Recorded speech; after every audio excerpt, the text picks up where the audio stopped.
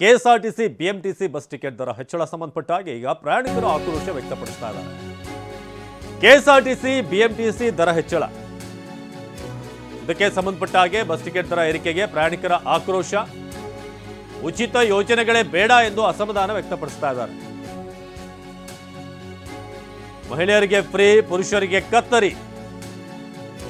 ಹಾಗಾಗಿ ಈಗ ಪುರುಷರು ಕೂಡ ಆಕ್ರೋಶ ವ್ಯಕ್ತಪಡಿಸ್ತಾ ಇದ್ದಾರೆ. ಒಂದಷ್ಟು ಮಹಿಳೆಯರು ಕೂಡ ಹೇಳಿದ್ರು, ನಮಗೆ ಫ್ರೀ ಮಾಡಿ ಮನೆಯವರಿಗೆಲ್ಲ ಜಾಸ್ತಿ ಮಾಡಿದ್ರೆ ಹೇಗೆ ಮ್ಯಾನೇಜ್ ಮಾಡೋದು, ನಾವೇನಿಲ್ಲಿ ಫ್ರೀಯಾಗಿ ಹೋಗ್ತೀವಿ, ಸೊ ಆ ದುಡ್ಡು ಡಬಲ್ ಆಗಿ ಖರ್ಚಾಗುತ್ತೆ ಅಂತ.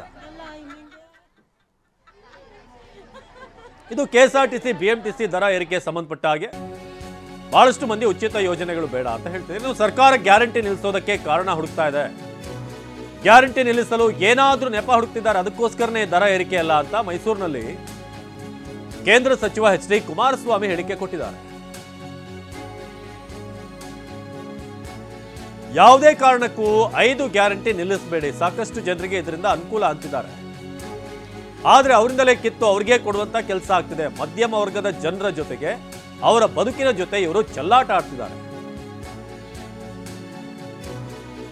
ಅತ್ತೆಯದನ್ನು ಅಳಿಯ ದಾನ ಮಾಡಿದ ಎಂದಂತೆ ಅವರಿಂದ ಕಿತ್ತು ಅವರಿಗೆ ಕೊಡಬೇಕಾ, ಇವರೇ ಬೇಕಾದಕ್ಕೆ. ಸಾರಿಗೆ ದರ ಏರಿಕೆಗೆ ಕುಮಾರಸ್ವಾಮಿ ವಿರೋಧ ವ್ಯಕ್ತಪಡಿಸಿದ್ದಾರೆ. ನಿಮ್ಮ ಗ್ಯಾರಂಟಿ ಸ್ಕೀಮ್ಗೆ ನಂದು ವಿರೋಧ ಇಲ್ಲ, ಇವತ್ತೂ ಸಹ ವಿರೋಧ ಇಲ್ಲ. ನೀವೇನು 5 ಗ್ಯಾರಂಟಿ ಘೋಷಣೆ ಮಾಡಿದ್ದೀರಿ ಅದನ್ನು ಇನ್ನೂ ಮುಂದುವರಿಸಿ, ಯಾವುದೇ ಕಾರಣಕ್ಕೂ ಅದು ನಿಲ್ಲಿಸಬೇಡಿ. ಏಕೆಂದರೆ ಒಂದು ವರ್ಗದ ಜನ ಅದರಿಂದ ಏನೋ ಒಂದು ಒಳ್ಳೆಯ ಅನುಕೂಲಗಳಾಗಿದೆ ಅಂತಕ್ಕಂಥದ್ದನ್ನು ಹೇಳೋರು ಇದ್ದಾರೆ. ಅದನ್ನು ನಿಲ್ಲಿಸಿ ಅನ್ನೋದನ್ನು ನಾನು ಹೇಳಲ್ಲ. ಆದರೆ ಆ ಕಾರ್ಯಕ್ರಮವನ್ನು ಕೊಡ್ತಕ್ಕಂಥ ಹೆಸರಿನಲ್ಲಿ 5 ಪಟ್ಟು 6 ಪಟ್ಟು ಅದೇ ವರ್ಗದ ಜನತೆಯ ಕುಟುಂಬಗಳಿಂದ ಹಗಲು ಧೋರಣೆ ಮಾಡ್ತಕ್ಕಂಥ ಕೆಲಸ ಮಾಡ್ತಾ ಇದ್ದೀರಿ. ಹಿಂದಿನ ಸರ್ಕಾರ ಏರಿಕೆ ಮಾಡಿರಲಿಲ್ಲ, ಅವರಷ್ಟು ಏರಿಕೆ ಮಾಡಿದರು, 47% ಏರಿಕೆ ಮಾಡಿದರು. BJP ಸರ್ಕಾರದಲ್ಲಿ ನಾವು ಭಾಳ ಕಡಿಮೆ ಮಾಡಿದ್ದೀವಿ, ಬರೀ 15%. ಇದು ಕಾರಣ ಅಲ್ಲ ಕೊಡೋದು. ಈ ಕಾರಣ ಕೊಟ್ಟು ನೀವು ಇವತ್ತು ಜನರ ಬದುಕಿನ ಜೊತೆ ಚೆಲ್ಲಾಟ ಆಡೋದಲ್ಲ. ಗೃಹಲಕ್ಷ್ಮಿ ಹೆಸರನ್ನ ಮಹಿಳೆಯರ ಕುಟುಂಬದವ್ರ ಮೇಲೆ ಅಲ್ಲಿ ಇನ್ನೊಂದು ರೀತಿಲಿ ದುಡ್ಡು ವಸೂಲಿ ಮಾಡಿ ನೀವೇ ಬೇಕಾ ಕೊಡೋಕೆ 2,000 ರೂಪಾಯಿನ? ಅದೇನೋ ಹೇಳ್ತಾರಲ್ಲ ಗಾದೆ ಮಾತು, ಯಾರೋ ದಾನ ಮಾಡಿದ್ರು ಅಂತ. ಆ ಕೆಲಸ ನೀವು ಮಾಡ್ಕೊಂಡು ಕೂತಿದ್ದೀರಪ್ಪ. ಅವ್ರ ದುಡ್ಡು ತೆಗೆದು ಕಿತ್ಕೊಂಡು ಅವ್ರಿಗೆ ಕೊಡೋದು ಏನು ದೊಡ್ಡ ಸಾಧನೆ ನಿಮ್ಮದು ನುಡಿದಂತೆ ನಡೆದಿದ್ದೀರಿ. ಇದರಂಥ ಅತ್ಯಂತ ಕೆಟ್ಟ ರೀತಿಯ ನಿರ್ಧಾರಗಳು ಬಹುಶಃ ದೇಶದ ಇತಿಹಾಸದಲ್ಲಿ ಎಂದೂ ಕಂಡಿರಲಿಲ್ಲ.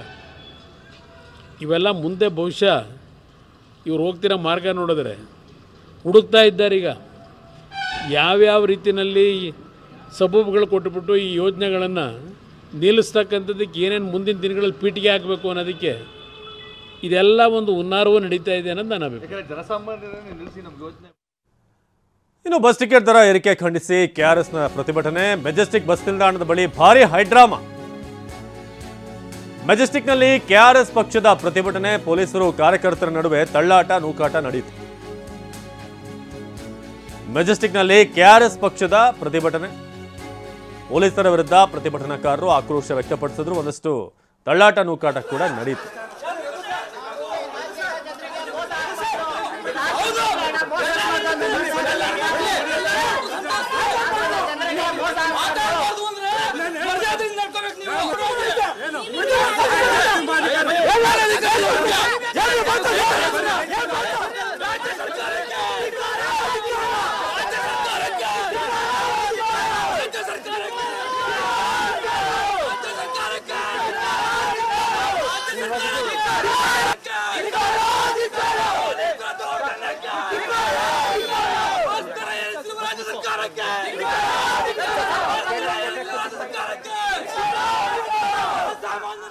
ಇನ್ನು ಪ್ರಯಾಣಿಕರು ಕೂಡ ಆಕ್ರೋಶ ವ್ಯಕ್ತಪಡಿಸಿದ್ದಾರೆ ದರ ಏರಿಕೆಗೆ.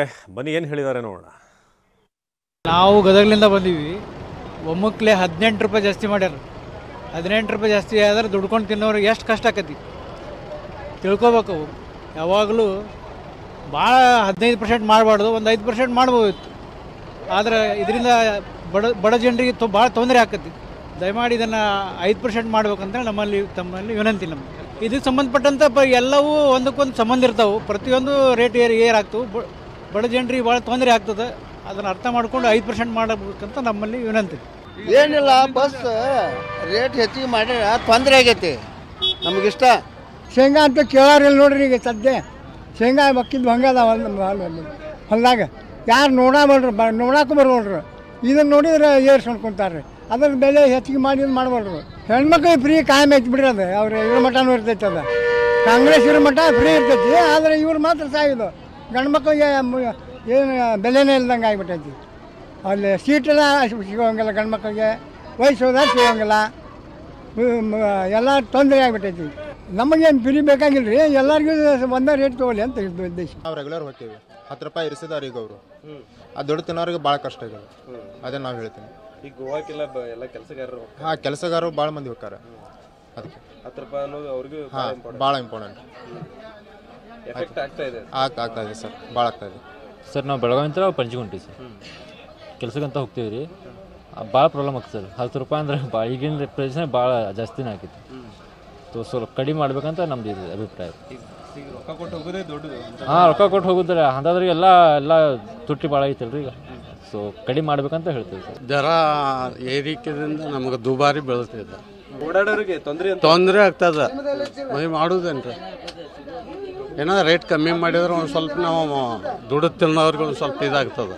ಆಗ್ಬೋದು. ಮತ್ತು ಈಗ ಎಲ್ಲ ಪೇಸೆಂಜರ್ಗೆ ಎಲ್ಲ ಹಂಗೆ ಮತ್ತೇನು ಮಾಡ್ದೆ, ಎಷ್ಟು ಕಡಿಮೆ ಆದರೂ ಮತ್ತು ಹೆಚ್ಚಾದರೂ ಹೋಗಬೇಕಲ್ಲ. ಈಗ ಉಳಿದ ಕಡೆ ಫ್ರೀ ಇರ್ತಿತ್ತು, ಈಗ ಹೊರ ರಾಜ್ಯಕ್ಕೆ ಹೋಗಕ್ಕೆ ಟಿಕೆಟ್ ತೆಗಿಸ್ಲೇಬೇಕು ನೀವು. ತೆಗಿಸ್ಲೇಬೇಕು. ತೆಗಿಸ್ಲಿಲ್ಲ ಮತ್ತೆ ಹೋಗೋದಪ್ಪ ಹೆಂಗೆ ಟ್ರಾವೆಲಿಂಗ್ ಹೆಂಗೆ ಮಾಡೋದು, ಮತ್ತೆ ಹೋಗ್ಲೇಬೇಕಲ್ಲ ನಮಗೆ. ಕರೆ ರೇಟ್ ಜಾಸ್ತಿ ಆಗಿದ್ರಿಂದ ತೊಂದರೆ ಅಂತೂ ಆಕೈತ್ರಿ. ತೊಂದರೆ ಅಂದ್ರೆ ಹಾಗೆ ಆಗ್ತೈತಿ. ಅದೇ ಹೇಳಕ್ಕೆ ಬರಂಗಿಲ್ಲ. ಏನು ಸರ್ಕಾರ ಕಡಿಮೆ ಮಾಡ್ಬೇಕಂತ ಹೇಳ್ತೀರಿ? ಸ್ವಲ್ಪ ಕಡಿಮೆ ಮಾಡಿದ್ರೆ ಬಡವ್ರ ಮಂದಿಗೆ ಅನುಕೂಲ ಆಗ್ತದೆ ಅಷ್ಟೇ. ಸರ್ಕಾರಿ ಬಸ್ನಾಗ ಓಡಾಡೋಲ್ಲ ಬಡವ್ರೆ. ರೇಟ್ ಜಾಸ್ತಿ ಆದ್ರೆ ಮತ್ತೆ ಏನು ಮಾಡಕ್ಕೆ ಬರ್ತೈತ್ರಿ? ಈಗ ಹೋಗಬೇಕು ಬರಬೇಕಾರೆ ಮತ್ತೀಗ ಹೆಂಗೆ ನೋಡ್ರ ದುಡುಕಿ ಕಡಿಮೆ, ಪಗಾರ ಹೆಚ್ಚಿಲ್ಲ, ಮತ್ತು ಹೆಂಗೆ ಜೀವನಗಳಿದ್ರೆ ರೇಟ್ ನೋಡ್ರೆ ಎಲ್ಲ ತುಟ್ಟಿ. ಕಾಯಿಪಲ್ಲೆ ಏನು ತುಟ್ಟಿ, ಹಾಲು ಯಾವುದೊಂದು ತೊಗೊಂಡ್ರು ತುಟ್ಟಿ ಐತಿ. ಹೆಂಗೆ ಜೀವನಗಳಿದೆ? ಗೋರ್ಮೆಂಟ್ದವ್ರದ್ದು ನಡಿತೈತಿ, ನಮ್ದು ಬಡತನದವ್ರದ್ದು ಏನು ನಡಿತೈತಿ ರೀ?